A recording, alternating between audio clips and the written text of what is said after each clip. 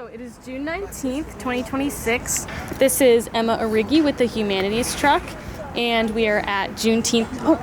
We are at Juneteenth today. Hello? Can you hear me? Yes. Just checking. I have your permission to record this interview? Yes. Awesome. And then can you state your name for the camera? My name is Celillianne Green.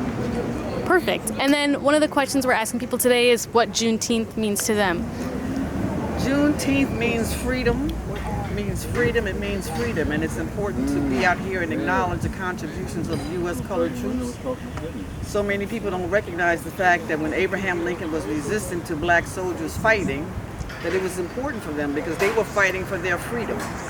And his resistance did not last long because he realized at some point that they were not going to prevail if they didn't allow the black troops to fight. And they were fighting to end slavery. For them, it was about freedom, the freedom to learn to read, the freedom to just be human beings in this country.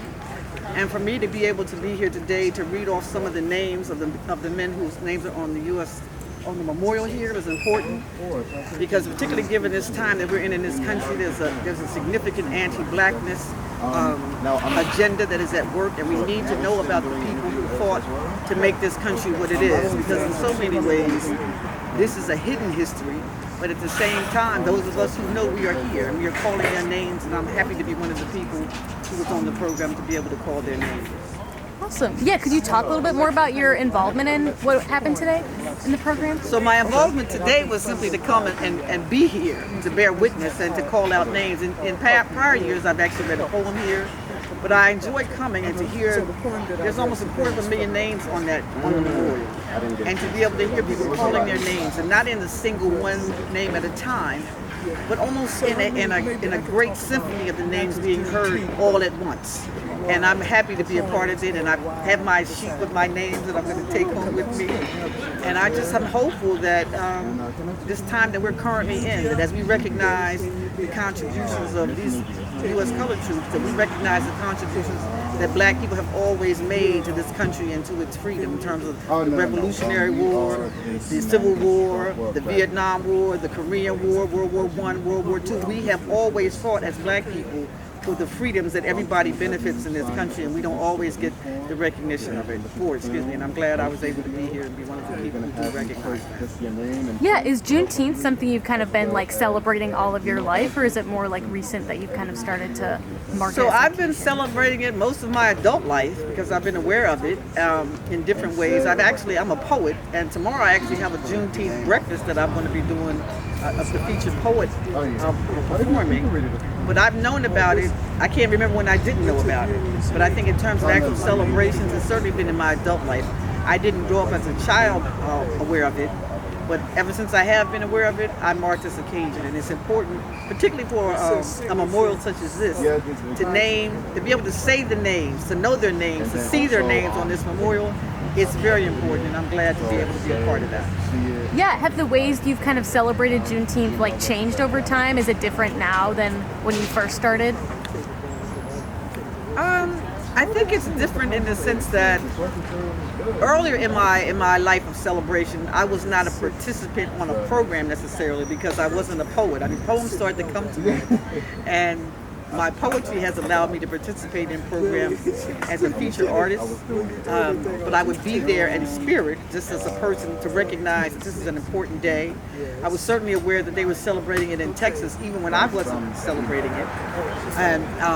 But today, I came over here just to be in the spirit and the energy of the people who were calling the names. Yeah, for sure.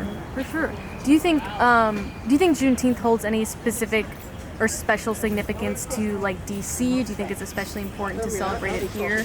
Anything like that? I don't know if it's any more significant in DC than it is any place else where they celebrate it.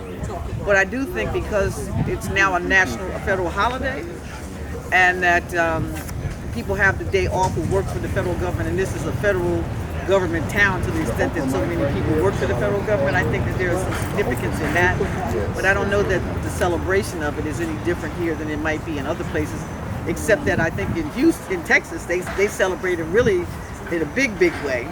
And here I think it's more spread out in different places in different parts of the city. not as a citywide, city-supported event, if you will, in terms of funding. Because the event I'll be doing tomorrow, like I said, is going to be in Maryland, so, which is in the suburbs. Oh yeah, absolutely. I think that's all the questions we have for you, but was there any kind of like final message or final words you wanted to say about Juneteenth? Any final thoughts? I guess my final thought would be that freedom is why we're here. That's why people are on the planet, to be free. And to be free to love, to be free to breathe.